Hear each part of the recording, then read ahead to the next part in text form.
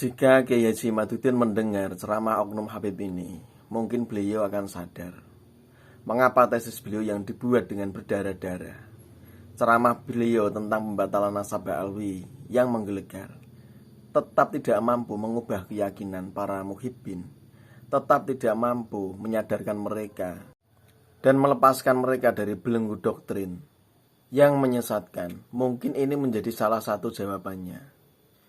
Jika kemarin-kemarin kita melihat, menyaksikan video ceramah beberapa oknum Habib yang terlihat panik setelah adanya wacana pembatalan nasabah alwi ini, kemudian mengkonternya dengan memberikan ancaman, menakut-nakuti mereka yang mencoba mengusik dan mempermasalahkan nasabah alwi, misal dengan ancaman kualat hingga mati sul khotimah. Nah, ini beredar video lagi oknum Habib yang untuk mengikat muhibbinnya ini dengan cara menyanjung dan memberikan iming-iming yang sangat menggiurkan dan menjadi impian idaman setiap umat Islam. Oknum Habib ini menyebut muhibbin atau orang yang mencintai Habib itu mendapatkan pangkat wali min auliyaillah. Nah, mari kita simak sejenak isi ceramah oknum Habib ini. Hati-hati orang yang dekat dengan habaib. Ketika seseorang mengatakan kepada Sayyidil Habib Umar bin Hafiz, ya Habib, hada minal muhibbin Habib. Gal Habib, muhibbin. Ma fi muhibbin illa wali. Seseorang dikenalkan kepada Sayyidil Habib Umar bin Hafiz, katanya Habib ini orang luar biasa, ini muhibbin, cinta kepada ahlul bait, macam-macam. Kata Habib Umar, tidak ada muhibbin itu kecuali dia seorang wali min auliyaillah. Pangkat kedudukan muhibbin itu wali, luar biasa, bukan gampang. Dan di zaman ini kita banyak melihat orang-orang alim bahkan zalim kepada ahlul bait, membenci kepada ahlul bait, dan mereka sudah berani membeda-bedakan. Oh, ini Habib alim, oh ini kada, oh ini Habib ini keras, ini lain Habib, oh ini Habib lembut, wah ini Habib kok bongol, kurang ajar. Itu orang-orang yang kada berilmu pada hakikatnya. Saya jadi teringat ya kisah seorang dukun pengganda uang yang mampu memperdaya puluhan orang dan mengeruk harta kekayaan mereka.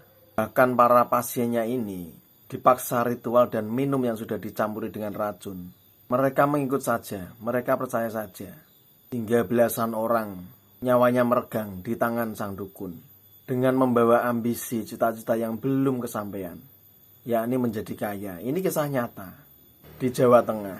Siapa yang tertipu oleh dukun pengganda uang? Mereka yang datang ke dukun pengganda uang adalah mereka yang butuh uang, mereka yang ingin kaya, sehingga mudah ditipu, mudah diperdaya oleh dukun pembohong yang mengklaim dirinya bisa menggandakan uang dan membuat orang kaya. Jadi si dukun ini sudah punya pangsa pasar tersendiri, mereka sudah punya target siapa yang akan dijadikan korban. Mereka yang ingin kaya dengan cara instan, tidak mau berusaha, berikhtiar, dan mencoba melawan sunatullah. Siapa umat Islam yang tidak ingin mendapatkan derajat ketakwaan yang tinggi di sisi Allah? Siapa yang tidak ingin masuk surga? Bahkan yang lebih tinggi, siapa yang tidak ingin diangkat sebagai kekasih Allah atau wali? Nah, ini menjadi impian idaman setiap umat Islam, yang mereka targetnya adalah akhirat, bukan lagi dunia. Sudah ada jalan, sudah ada SOP, aturan, syarat. Jika seorang itu ingin menjadi pribadi yang takwa, menjadi kasih Allah dengan cara-cara yang dibenarkan oleh syariat Islam. Seperti orang yang ingin kaya. Kalau ingin kaya ya harus berusaha, harus berikhtiar, bekerja sungguh-sungguh, dan setelah itu menyerahkan hasilnya pada Allah atau tawakal. Itu rumus orang ingin sukses, ingin kaya seperti itu. Jadi jika ada orang yang menjanjikan bisa membuat orang kaya dengan cara instan, itu sudah bisa dipastikan itu adalah dusta, dan dia pasti menjadi korban penipuan.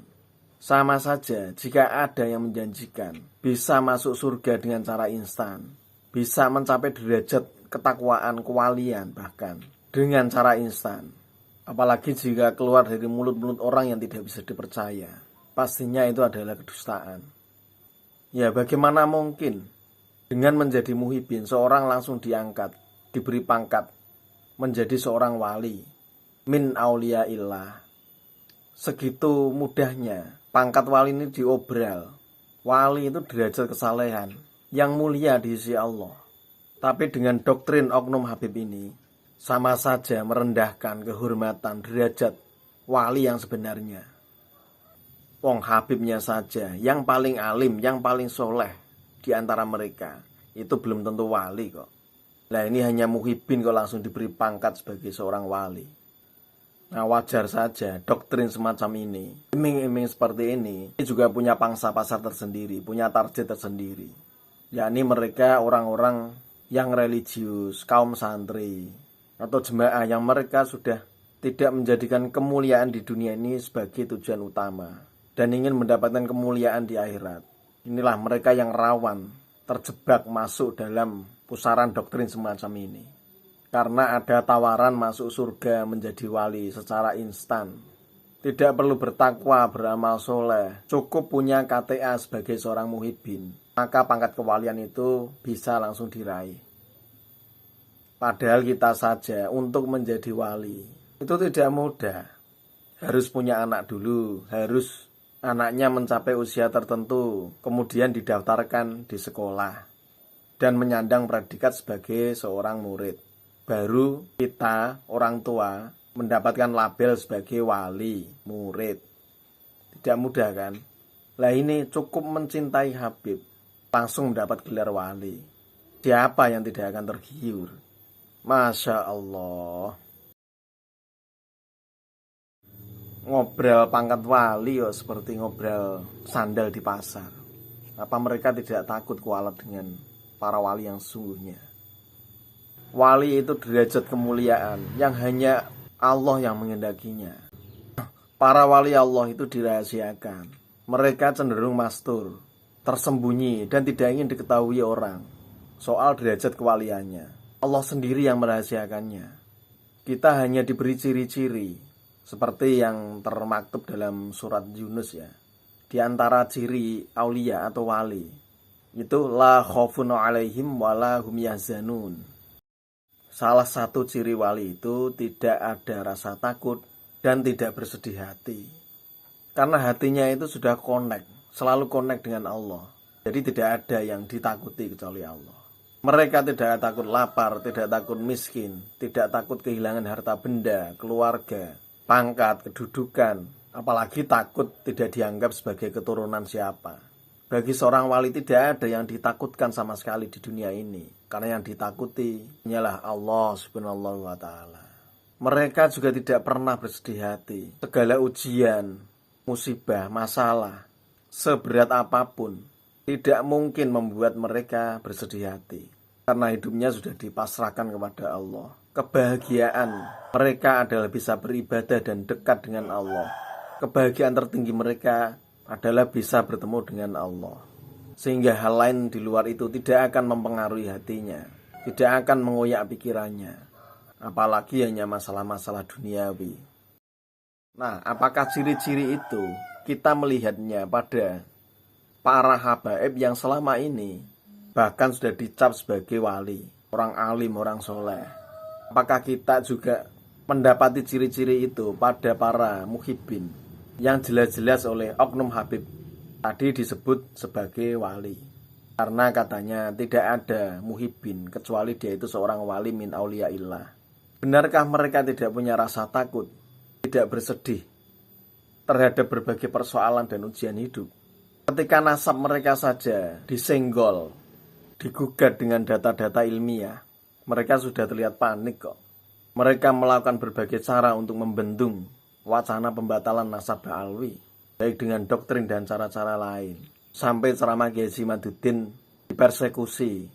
Panitia pengajian yang ingin mengundang ulama sekelas Kiai Haji Maduddin atau Kiai Haji Abbas Buntet diintimidasi dan pengajiannya diancam untuk dibubarkan. Bukankah itu tanda dan salah satu ciri bahwa mereka itu sedang panik ketika polemik nasab ini terus bergulir? Harusnya kalau mereka itu wali, menghadapi masalah seperti ini, jangan takut, jangan panik. Jangan takut kalau kehilangan jamaah atau muhibin. Jangan takut kalau tidak lagi diakui sebagai keturunan Nabi. Jangan takut kalau nanti umat Islam tidak lagi manggil mereka dengan gelar Habib. Jangan takut kalau Kiai Haji Imaduddin terus menggelurakan tesisnya dan orang-orang semakin banyak yang membicarakan nasab mereka. Jangan sedih kalau doktrin mereka tidak lagi laku. Jangan sedih jika jumlah muhibinnya berkurang, jemaahnya menyusut. Jangan sedih jika polemik nasab ini juga mempengaruhi ekonomi mereka. Jangan sedih jika orang-orang atau umat Islam yang tadinya menjunjung dan menghormati mereka kini balik menghujat karena perilaku-perilaku mereka yang menyimpang dari ajaran Nabi. Justru saya melihat yang tidak punya rasa takut sama sekali, ini adalah ulama-ulama pribumi yang sejak awal mereka menggelurakan wacana ini. Padahal mereka tahu resikonya sangat besar karena menghadapi dinasti dan otoritas yang sudah sangat mengakar dan punya banyak sekali pengikut yang bisa melakukan berbagai cara untuk menghentikan langkah ulama-ulama pribumi ini. Bahkan ancaman nyawa pun mereka tidak peduli, demi menyuarakan sebuah kebenaran yang mereka yakini. Wassalamualaikum warahmatullahi wabarakatuh.